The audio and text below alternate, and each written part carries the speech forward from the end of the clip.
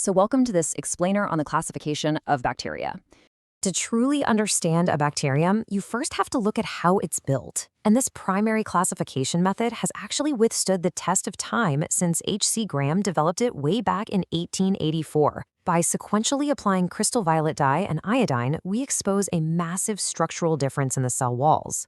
Gram-positive bacteria, which stain a deep blue-purple, have a remarkably thick peptidoglycan cell wall that just traps that dye.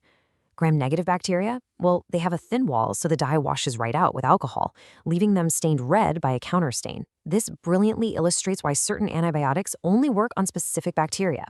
Though keep in mind, you've got some lipid-heavy rule breakers out there, like mycobacteria, that shrug off this stain entirely and require an alternative acid-fast approach. Now, moving beyond this cell wall, let's look at their actual shapes. Bacteria basically come in a few distinct architectural styles. We have the spherical Cocci, which can link up in chains or clump together in relatable shapes, kind of like grape bunches for Staphylococcus. Then you've got your cylindrical, rod-shaped Bacilli. There are the comma-shaped Vibrio and the spring-like Spirilla. But bacteria love variety, right? So we also have actinomycetes, which branch out almost like the rays of the sun, and the shape-shifting mycoplasmas, which completely lack a cell wall and just morph into whatever shape they please.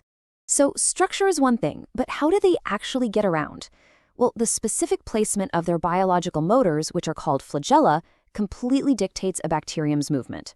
They range from atrichous, meaning absolutely no flagella at all the way to paratrichous, where flagella are evenly distributed surrounding the entire cell. Think of that one like a microscopic hairy torpedo. And right in between those extremes, you have single motors, bunches at one end, or bunches at both ends. But what happens when things get really tough? Certain bacteria elegantly hunker down by forming spores. Endospore formers, like the famous Bacillus and Clostridium, build this incredible, almost indestructible vault inside their cell to protect their DNA during starvation or extreme heat.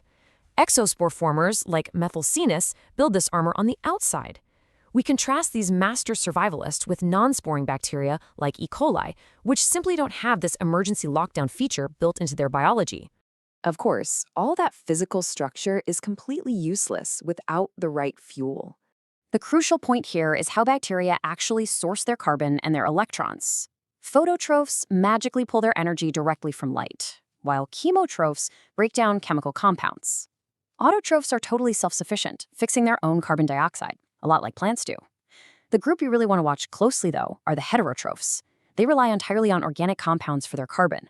And this is incredibly relevant to us because practically all human pathogenic bacteria fall perfectly into this category. To them, our bodies are exactly the organic buffet they need. Bacteria don't just live in comfortable, everyday environments. They adapt to live everywhere. Temperature classification is a perfect example of this. Psychophiles absolutely love the freezing cold, utilizing polyunsaturated fats to keep their cell membranes fluid even when temperatures drop below 20 degrees Celsius.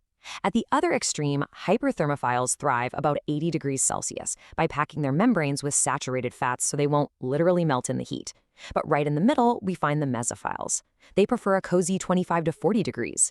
Unsurprisingly, human pathogens are mostly 37-degree mesophiles, optimized perfectly for the standard temperature of the human body. Beyond temperature, bacteria also conquer intense pH and osmotic pressure. We have alkalophiles, like Vibrio cholerae, that heavily favor an alkaline pH of around 8.2. And then we have the halophiles. Get this. Extreme halophiles can survive the Dead Sea's incredibly hostile 30% salt concentration. How on earth do they do that? They deploy heavily modified, negatively charged glycoprotein shields that require massive amounts of sodium ions just to stabilize. It's an absolutely breathtaking biochemical adaptation. The Great Oxygen Divide.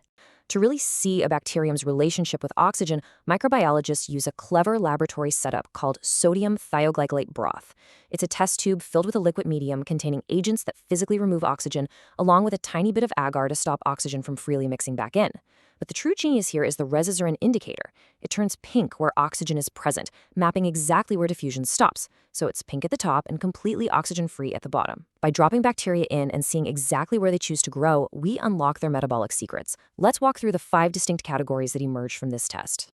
In our first tube, we find the obligate anaerobes growing strictly at the very bottom. These are primitive fermenters.